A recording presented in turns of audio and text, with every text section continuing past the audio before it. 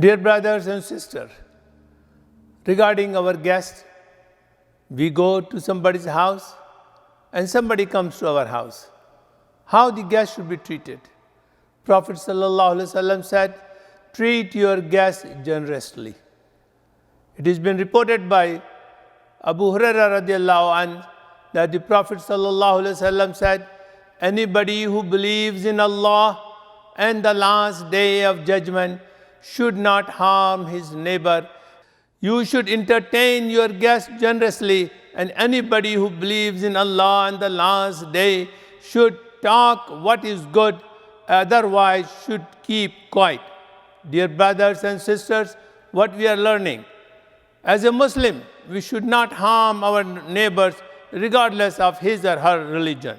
Number two, any guest comes to our house, we should entertain them generously. Third is that when we talk, we should talk good and straight and truthful statements. Otherwise, Prophet ﷺ said, we should keep our mouth shut. Thank you. Allahumma